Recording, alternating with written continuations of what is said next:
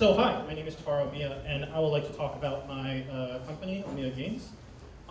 Problem.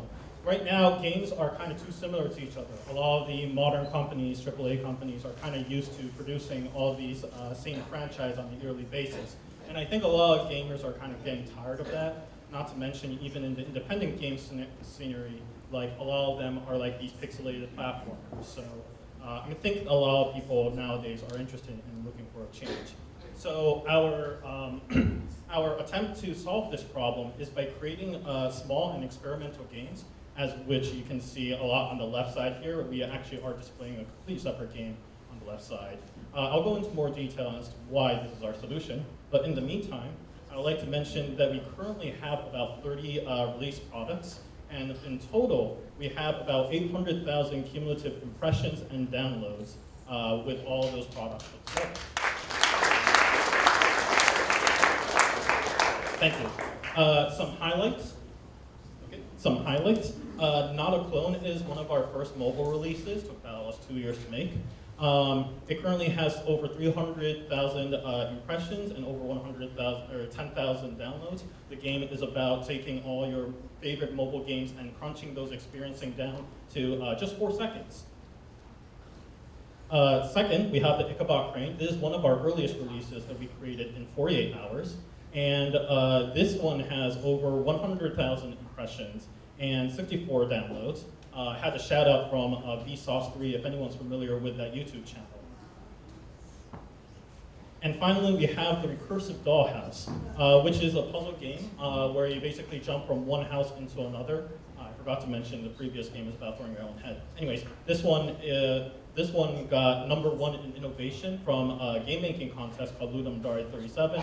It was largely made by myself and 2 musicians, and you know, we just spent about 72 hours working on it. So our market overview. I said I'll go into more details as to why the small games is the best solution in this case. So a lot of the target audience that we're aiming for are any sort of avid gamers not satisfied with current status quo, and more importantly, kind of are nostalgic for a period when a lot of games were rather experimental. These include early days of Flash, early days of mobile games, and early days of console games. And a lot of those environments are kind of born from the fact that people were just kind of learning the technology, and they had basically a very short amount of time to actually work on their game, and you had these wide range of weird and unusual Japanese games coming out there in those eras. And we really wanted to capitalize on that. So our platforms are web, PC, Mac, Linux, and mobile. The classic easiest ones to publish.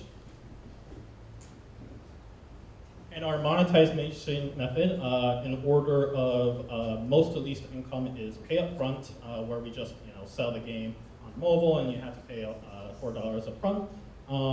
You have the ad revenue from a lot of web portals that we posted up to, and a pay what you want donation, which is obviously very rare and far between.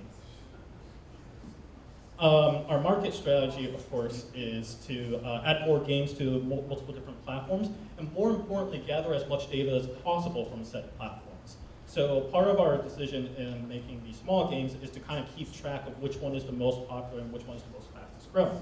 And then really emphasize, build on top of that project so that, hey, since this one is really, really popular, I think this will be a good place to get started. We can obviously have the data to prove that. So yeah, that's how we started on Not a Clone, for example. That started as a very short 1 month long project, and because it became very popular very fast, we started working on a full mobile version of it. Our rollout is on the Apple Store, the Google Play Store, GameJolt, itch.io, Congregate, and Newgrounds. Basically, we are also trying to experiment in Steam as well, but we don't have any releases there. And if you look at all of those and you are already familiar with them, what you might notice that those are all entirely self-published locations. Specifically for the purpose of collecting data and making sure what is most popular, such locations are obviously the best place for us to gather our data without wasting too much of our money. Obviously, once we found a project that we really want to work on, we'll be more than happy to work with publishers, but as of right now, this is our current strategy. Our traction, we have about 115,000 downloads total for all of our projects. These do not include web games, mind you.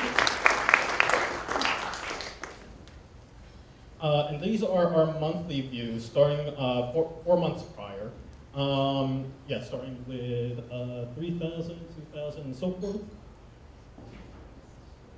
And here are our monthly downloads, which is obviously a significant lower number. Downloads is probably a more accurate information, admittedly, than the monthly views per se.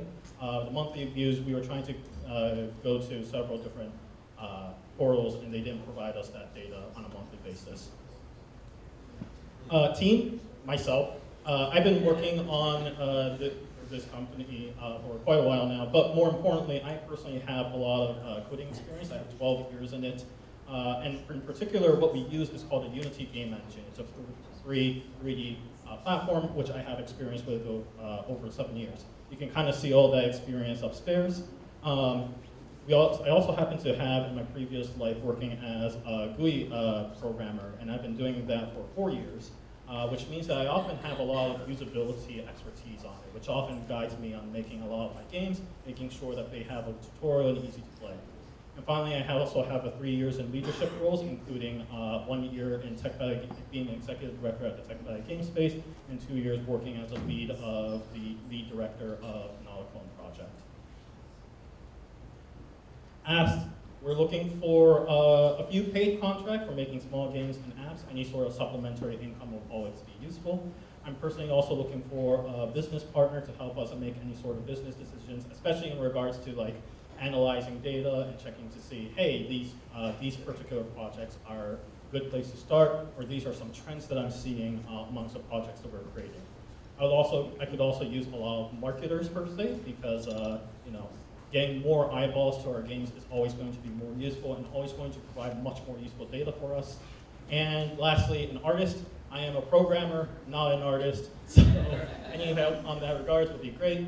There's also the general fact that beautiful games market well. So any sort of help in presentation is always useful. And so any graphic artist would be very useful. And here's my contact information. Any questions so far? Yes? I noticed that in your monetization, you didn't include the premium or in-game purchase model. Yes. I was wondering what the drawbacks of that are that has kept you away from this. So the question was, hey, why don't you have in-app purchases? You didn't put in-app purchases into your game. What are the drawbacks behind that? So admittedly, some of it is because the game itself isn't very well designed with that in mind.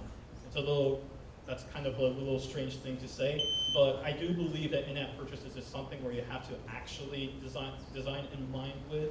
It's not something where you can just kind of cut off in the middle and say, now you have to pay if you want to pay the rest, because you're just creating a glorified demo in that case.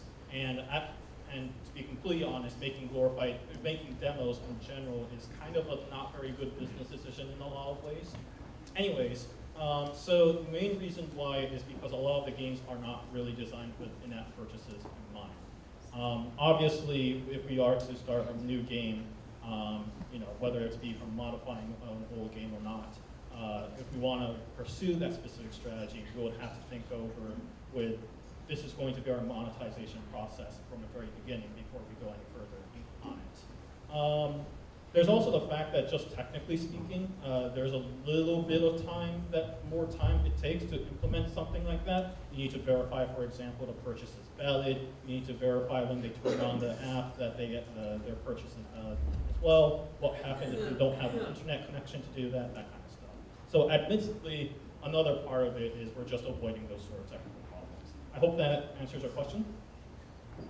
Cool. Let's give him a hand.